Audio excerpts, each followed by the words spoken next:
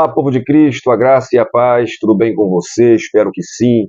Muito obrigado por você estar entrando aqui no nosso canal. Para você que está entrando a primeira vez, seja muito bem-vindo. Para você que está sempre entrando também nesse canal aqui, o canal Colégio do Discípulo, que é o nosso canal, muito obrigado também mais uma vez. Seja muito bem-vindo, tá bom? Não esqueça de dar seu like e de compartilhar. Se você está chegando hoje aqui, está entrando a primeira vez, que bom ter você conosco. Esse canal também pode ser seu, basta você se inscrever no nosso canal, deixar o seu like e ativar o sininho das notificações, tá bom? Quando você faz isso, além de você ser edificado pelos nossos vídeos, você também nos ajuda, porque o YouTube vai entender que os nossos conteúdos precisam de mais visualizações, então o YouTube oferece pra gente aí, abre pra gente uma janela maior de visualizações. Então, não deixe de se inscrever, de dar o seu like, de ativar o sininho das notificações, compartilhe esse vídeo com alguém, afinal de contas o assunto de hoje é muito importante. Se eu fosse você, eu colocava no grupo da igreja, mandava para os amigos, porque hoje na nossa conversa sobre EBD, onde nós falamos aqui sobre algum assunto pertinente à escola bíblica dominical, da qual pode-se ter mais curiosidade, tá? Então a gente separa algum ponto da lição para a gente se aprofundar um pouco mais, tá bom? É uma conversa, se é uma conversa é bom que você participe, comente, tá bom? Ainda que a sua opinião seja diferente, isso é muito bom, agrega bastante e acrescenta bastante, afinal de contas, no canal Colégio do Discípulo, todos nós somos alunos da Palavra de Deus. Para você que não me conhece, eu sou Jonathan Cadiz, eu congrego na MIB do Redentor aqui no Rio de Janeiro, igreja dirigida pelo meu amigo e pastor Rodrigo Lima, presidida pelo pastor Emanuel Silva. Igreja onde sirvo como diácono, sou pregador do Evangelho e professor da Escola Bíblica Dominical. Fique até o final desse vídeo, porque juntos vamos sendo edificados pela Palavra de Deus.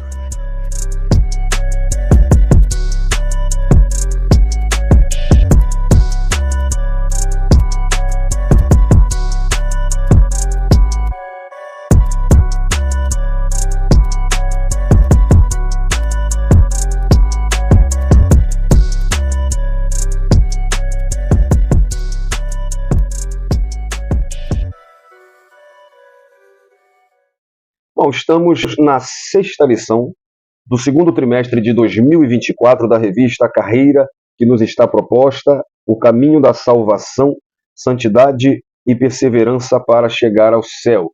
Essa revista que é comentada pelo pastor Osiel Gomes, a revista da CPAD da classe dos adultos. E nessa sexta lição nós vimos as nossas armas espirituais. Na mesma playlist aqui da EBD do segundo trimestre já tem a lição, tá bom? Lembrando aqui que a lição é sempre colocada com uma semana de antecedência. Então agora a gente já vai entrar na sétima lição, que é só do domingo que vem.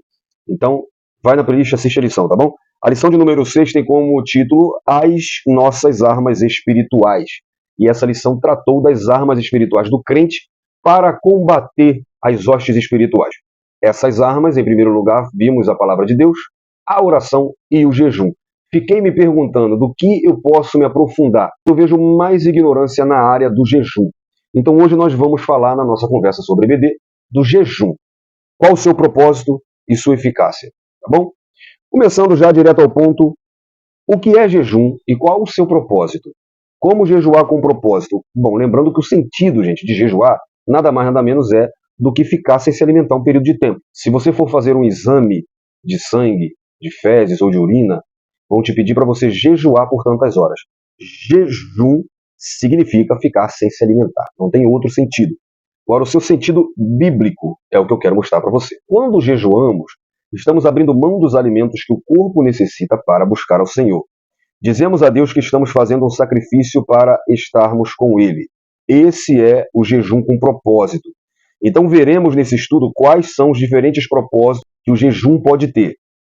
Quando apenas ficamos sem comer, sem nenhum motivo específico relacionado a Deus, não é o jejum bíblico. Então quero te trazer uma luz hoje para você deixar de fazer dieta, para você deixar de passar fome simplesmente, para você fazer um verdadeiro jejum. Então eu quero começar com você esclarecendo o seguinte. O que acontece quando jejuamos? Nos tornamos sensíveis às coisas espirituais. Isto é, nos aproximamos do Senhor e fortalecemos o nosso espírito. Temos mais entendimento espiritual e mais poder sobre o inimigo. O jejum cria uma atmosfera que chama a presença de Deus e sua autoridade. Os demônios reconhecem e perdem o seu poder. O jejum, ele alimenta o poder da oração e apressa as respostas.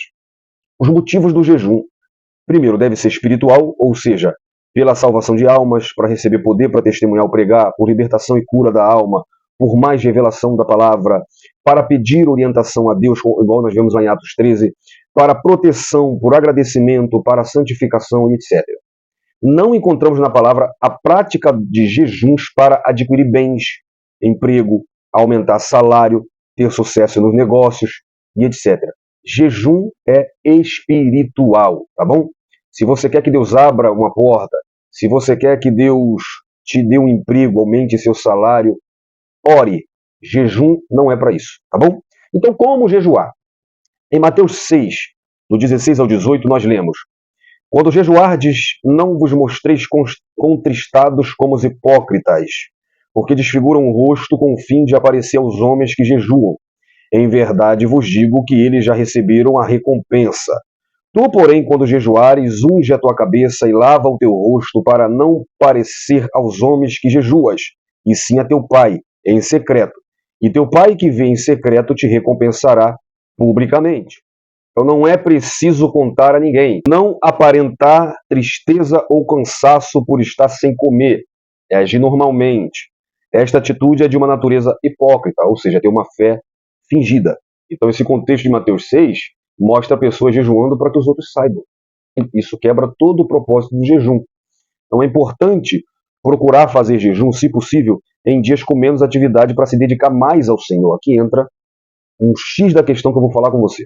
Fazer o jejum corretamente é destacar essa atividade como se fosse um momento muito importante do seu dia. Camarada, dorme meia-noite, vou fazer o jejum. Acorda de manhã, ora, entrega o jejum. Ou então esse camarada fica até meio-dia. Ele assiste televisão, ele vai jogar bola, ele vê o jogo do time dele. Gente, jejum é acompanhado de palavra e de oração. Então, o período que você jejua, você precisa estar separado para Deus. Você precisa estar meditando na palavra, orando, buscando as coisas de Deus. Por isso é importante que você faça num dia com menos correria, com menos atividades. Isso é muito bom e muito importante. Para quem nunca jejuou, comece tirando a refeição principal.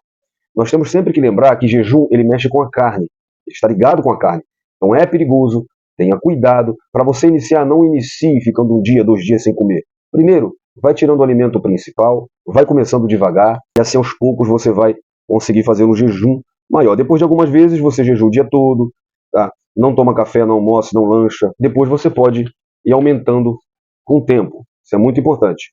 Também pode-se começar fazendo um jejum parcial, cortando só aquelas coisas que você mais gosta por um dia, ou comer só legume, água, e depois você ir para um jejum mais forte. Porque é importante, gente, isso que eu estou dizendo aqui, porque o jejum ele está ligado com a saúde, com a carne. Existem pessoas aí que foi fazer jejum de Moisés, jejum de Elias, jejum de Jesus de 40 dias e morreram, tá? Isso é sério. Então, se você tem algum problema de saúde também, procura um médico, veja se você pode fazer. Se você toma algum remédio, faça o jejum só de alimento e não de água, para você poder tomar o remédio. Então, eu já disse, mas vou frisar. O que fazer durante o jejum? Orar, ler a palavra, louvar, adorar, falar em língua que seja do jeito que você adorar e o Espírito Santo te mover. Medita nas Escrituras. Se separe para Deus. Se o jejum for para ter mais poder de Deus, então aproveita para ministrar, evangelizar, visitar, orar pelos enfermos e etc. Conforme está escrito em Isaías 58, do versículo 6 e 7. Passei na tela aí para você, para mim não precisar ler. Lembrando que há uma pequena diferença entre jejum e consagração. O jejum serve para a sua purificação. A consagração serve para o seu preparo em servir a Deus em um todo. Consagrar não precisamente está falando de uma forma literal e afirmativa que seja o mesmo que um jejum. Consagrar é tirar, se possível, um dia exclusivo para adorar a Deus. Momento este para fazer leitura bíblica, com estudo, examinar a palavra de Deus e também com período de oração, intercessão, rogo, clamor, ações de graças, etc. Porém, se adaptar o jejum em meio à consagração, fica mais completo e resumido. Lembrando sempre que tudo deve ser feito com ordem e decência e também se deve ter propósito na oração, na palavra, na conduta e sendo perseverante até o cumprimento de seus propósitos. Leia Isaías 58, do 6 ao 12, tá? Veja também os benefícios do jejum, segundo Isaías. Então, o tempo e proporção no período do jejum. Quanto tempo devo jejuar? Depende do tipo de jejum escolhido. Pode durar um dia, vários dias, semanas ou meses, fazendo parcialmente. Então, tipo de jejum. Pode-se fazer um jejum total, sem comida e água, por no máximo 2 dias, tem gente que fala 3, eu nem aconselho, tá? Por causa da desidratação. Pode-se fazer um jejum parcial, tomando somente água, por muitos dias, variando do organismo de cada um. Pode-se fazer jejum somente de certos alimentos, como Daniel, por exemplo, e seus amigos. Eles comeram só legume e água durante 3 anos. Lembrando que isso aqui não é para você forçar, principalmente se você não pode. O jejum tem que ser algo que flui de dentro de você e não forçado. Não force algo que você não pode. Tenha cuidado com isso, tá? Isso seria como um sacrifício de tolo, porque estaria simplesmente fazendo algo em troca de algo. Também se pode abrir mão daquilo que você mais gosta por um propósito, por uma resposta e etc. Tem gente que tira apenas um alimento, mas enfim, faça sempre com um propósito, tá? Com Deus. Agora, como que você termina esse jejum? Se for mais de 24 horas, você come primeiro alimentos leves, porque também é interessante que você não faça um jejum de 2 dias e depois você cai para dentro de uma panela de feijoada, porque você vai passar mal. Lembrando, vou frisar de novo aqui, o jejum ele envolve saúde, a carne, o organismo, ele liga o carnal no espiritual. Então tem que se fazer tomando cuidado com o organismo, tá bom? Então, você primeiro começa com alimentos leves e muito líquido para não haver nenhuma reação negativa do corpo, tá? Quantas vezes se deve jejuar? O jejum bíblico ele era praticado pelo judeu de 2 a 3 vezes por semana. É bom adquirir essa prática para estarmos sempre prontos para qualquer eventualidade, pois Jesus disse, quando jejuardes, e não se jejuardes. Então, é uma prática que precisa estar no nosso hábito. Tá? Mateus 6,16, Jesus diz, quando jejuardes. E Mateus 7,21, ele também diz, quando jejuardes. É interessante você fazer pelo menos um jejum mais comprido durante a semana, e se você for fazer outros, fazer ele mais leve, para não forçar muito. Agora, exemplo de jejum bíblico. Jesus ficou em jejum por 40 dias e 40 noites no deserto sem comer. Provavelmente ele bebeu algum líquido, tá? Lembrando, o jejum envolve a carne, o físico. Então, seria difícil Jesus ficar 40 dias no deserto sem beber água, tá? Moisés fez 2 jejuns sobrenaturais quando passou 40 dias e 40 noites no monte na presença de Deus. Ele não comeu e nem bebeu nada.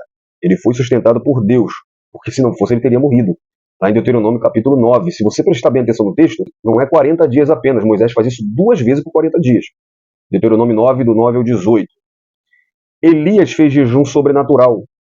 Comeu 2 pães e tomou 2 botijas de água que um anjo lhe deu. E com isso conseguiu se manter caminhando 40 dias e 40 noites sem comer. Em 1 Reis 19, do 3 ao 8. Daniel fez um jejum parcial, comendo só legumes e água por 3 anos. Lá em Daniel capítulo 1, do 3 ao 20. E depois fez jejum das delícias, ou seja, sem nada desejável, nem carne, nem vinho, durante 3 semanas, em Daniel capítulo 3, versículo 2 e 3. Neemias jejuou por alguns dias, orando e lamentando pelo sofrimento do povo, em Neemias capítulo 1, versículo 4. Josafá e toda a tribo de Judá jejuou para pedir socorro a Deus, em 2 Crônicas capítulo 3, versículo 4, e também do versículo 13 ao 17. E aí ele obteve um dos maiores livramentos registrados na Bíblia. O rei de Nínive, que eram incrédulos, jejuaram em arrependimento por seus pecados, inclusive os animais, lá em Jonas 3, do 5 ao 10. E Deus perdoou os seus pecados e não destruiu a cidade. Esté, suas servas e todo o povo de Israel fizeram um jejum total de 3 dias para que não fossem mortos pelo mandado do rei. Lá em Esté 4:16, Esté 8, do 10 ao 12, e também do capítulo 9, versículo 2. Esdras também jejuou para pedir proteção de Deus em sua viagem, em Esdras 8, do versículo 21 ao 23. Os discípulos de Jesus jejuaram em várias situações.